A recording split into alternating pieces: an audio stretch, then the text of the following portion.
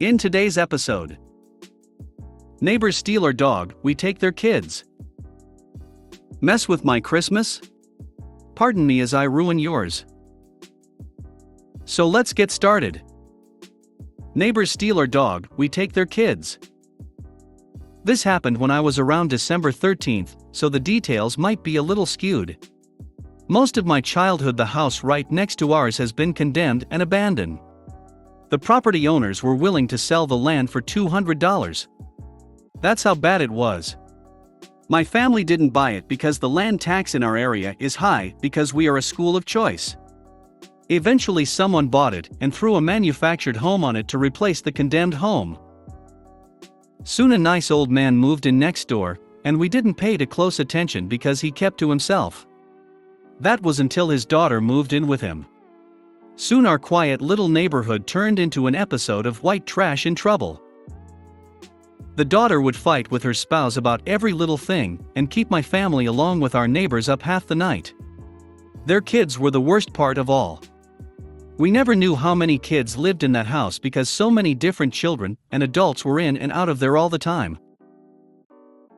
Me and my siblings tried to become friends with them because there are not too many kids our age in the town. We ended up being more of their babysitters than just a friendly neighbor kid. They would come over to our house and each of my siblings had a group of kids 3 to 4 each to watch over.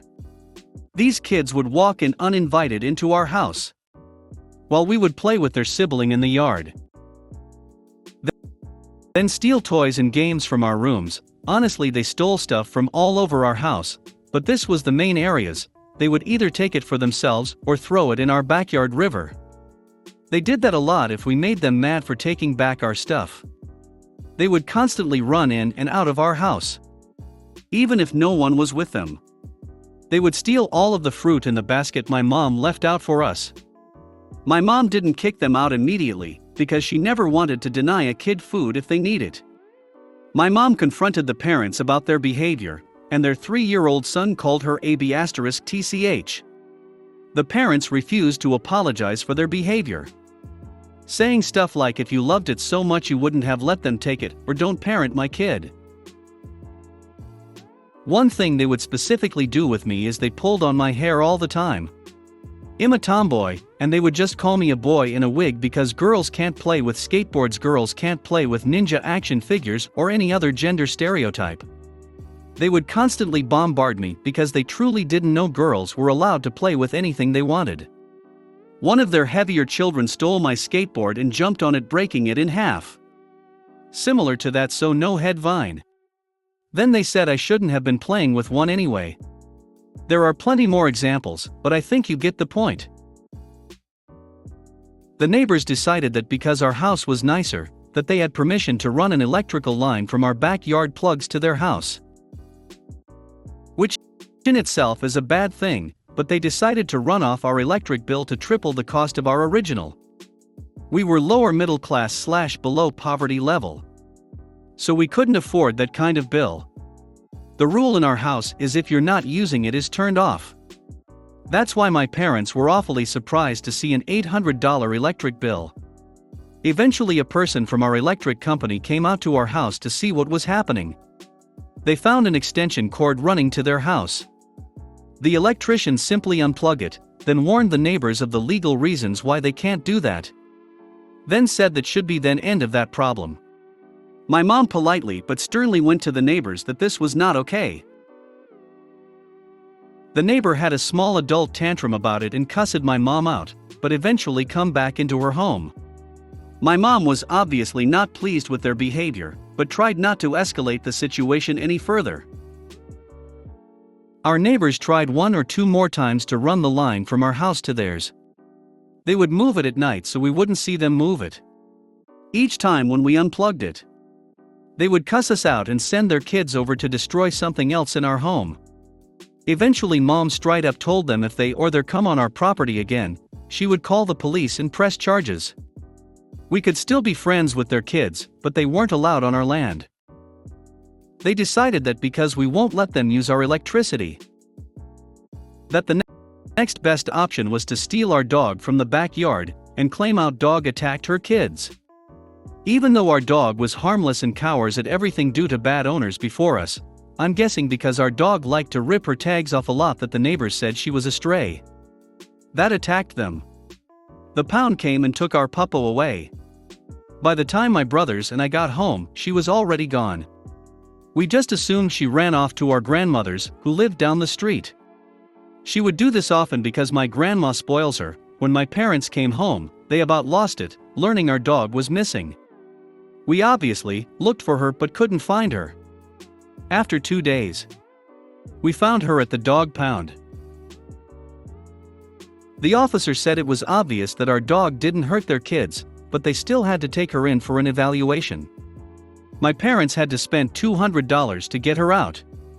The pound told us why the dog was taken, and my mom enough was enough. Now the revenge.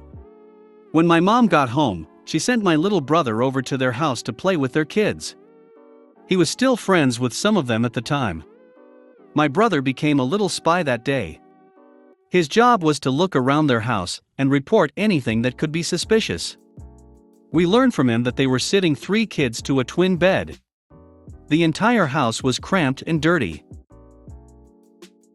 The old man that lived there was hardly home because he couldn't stand his adult daughter that lived there, but he didn't want to evict her from the home and leave his grandkids homeless. All around the kids were being neglected.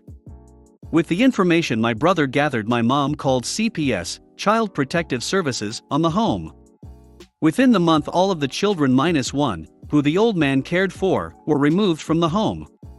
While I agree the foster system is bad, it was definitely better than what they were going through in that house. The mother of the children started to fight with the old man, her father, on everything. Because her kids were no longer there as a distraction. The old man was to be her next victim. The old man eventually was fed up with her and kicked her out of the home. All that was left in the home was the old man and the grandson he was fostering. They are both very kind and amazing neighbors. Mess with my Christmas? Pardon me as I ruin yours. This slow burn starts a full year and a half before my plan came into effect. Earlier in the year, my dad quite sensibly suggested that with the size of our family Christmas party, we skip a generation with gifts to ease the financial strain as the extended family grew. At the time I was struggling with my business and athletic career, and my wife, then GF, was working on her second master's degree, so I suggested names from a hat, but he wanted to spoil all his grandchildren. I said fair enough, I'll chip in for Oma's cruise and buy gifts for my step-siblings, but don't expect anything grand. Dramatis personae for that Christmas party. Me, 28-year-old, at the time, heavyweight mixed martial artist and strength coach, aka small-time athlete working a day job to barely make rent in addition to training full-time. Martha, stepsister 40-ish, and aging mombi whose only assets are starting to sag too much for them to be assets anymore, leaving her with no other definable personality traits. Jane, my oldest niece 12, stepsister's daughter. Imagine the most vapid teenager stereotype you can and multiply it by 1,000. Tim, my oldest nephew 9, stepsister's son, living proof that you're never too young to be an A***** hole. Robert, stepbrother 36, formerly cool dude who gave up on life when his kids were born, years later would gain back enough willpower and gumption to physically assault his wife. Tammy, 6 bros daughter, sweet and shy girl, terrified by my near presence, the wisest of the bunch IMHO. Bubba, 7 bros son, a generally nice kid who at this time was partway into evolving into an A*** hole after being constantly told to look up to and emulate thing 2. Tammy has brought a Nintendo DS and all the kids are struggling to see/play it together, so I foolishly offer to loan them mine to lighten the load. Tammy agrees to share with Jane, and Bubba agrees to share with Tim. Having stupidly deprived myself of my means to escape social obligations, I go to the living room to acquire that much older cure for not wanting to deal with other people: alcohol. Not even having had time to pour a dram, my trained ear picks up from the kids' room the unmistakable sound of one human being pummeling another. I politely suggest to Robert that he might want to go have a look, but bro hasn't given 2 shits about anything in about 7 years, so he waves it off, and I go to investigate.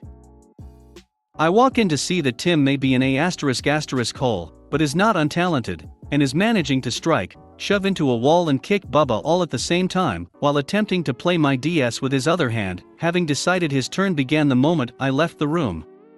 Jane has simply wrested the DS from Tammy, who is now sitting in the corner crying.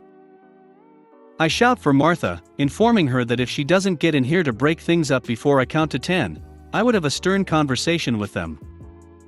She turns up and separates the kids, and I retrieve my DS. Instead of giving Tim a lesson on sharing and not hitting people, she proceeds to berate Bubba, the kid who was beaten, for not simply giving up the DS to her little piece of shit and making her son look bad. Jane simply lets out a tweenage sigh for the ages, and tosses the other DS into the crying Tammy. I then excuse myself from the party, thanking whatever gods may be that I don't have to provide gifts for any of those little shits. 6 months later, my firm belief in atheism is confirmed as Bro calls me and this conversation ensues. Robert, hey elbow smash, while I really appreciated the gifts last year, you should really get something for the kids this year instead. Christmas is all about the children after all. Me no, I turn up to chat with you and Dad and Oma, I really don't give two shits about the kids. Robert, that's a mean thing to say about my kids, don't you care about them? Me, you cared about them so much that at the last party, you couldn't be bothered to break up a fight where your son was being beaten bloody. Robert, Tim is a good kid, Martha said he just had a bad day.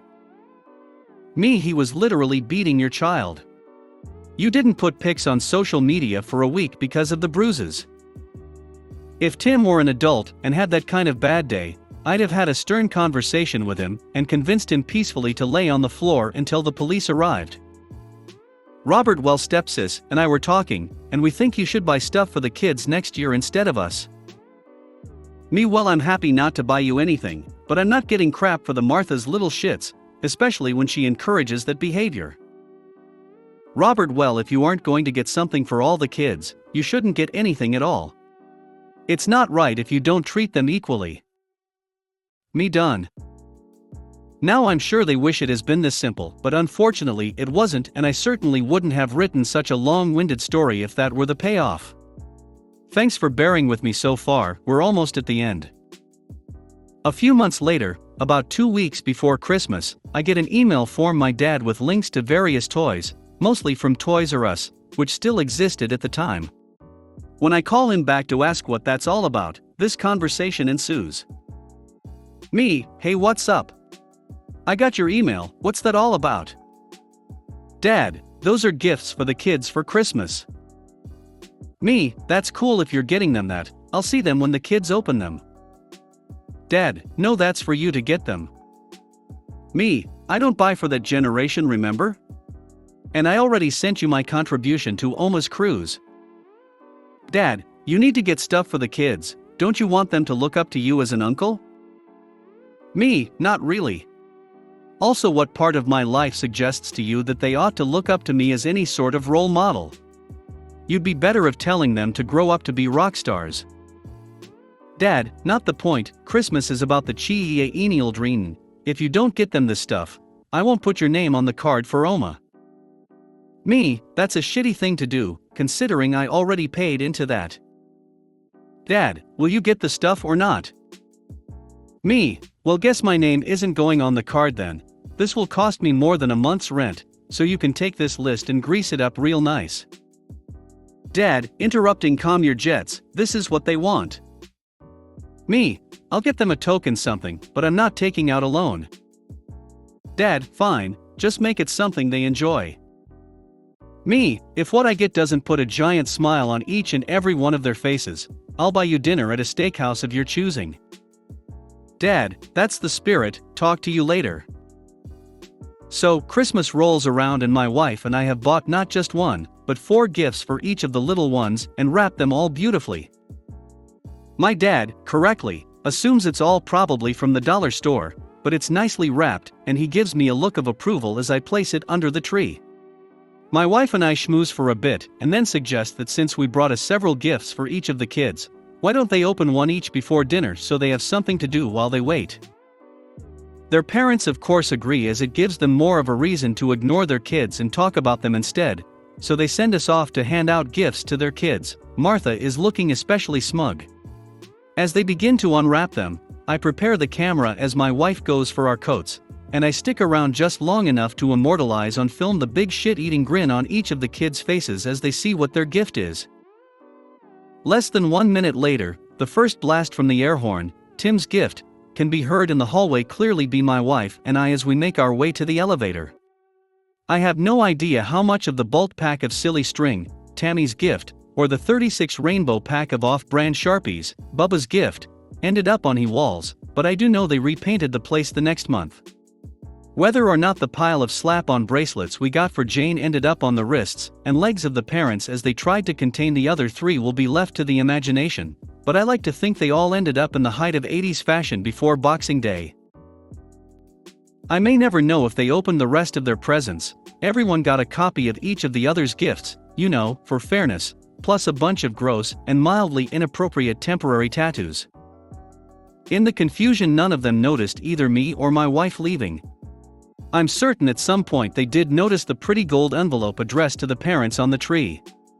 Inside was a very pretty card, blank but for the following note. This was a warning shot from off the top of my head. I've got a whole year to get creative for next time. Merry Christmas, E. I never bought anyone steak dinner, however I enjoyed several more Christmases with my Oma and Dad until they passed, and I stopped seeing that side of the family at all. No mention of this incident or gifts for the kids was ever made again. Thanks for watching.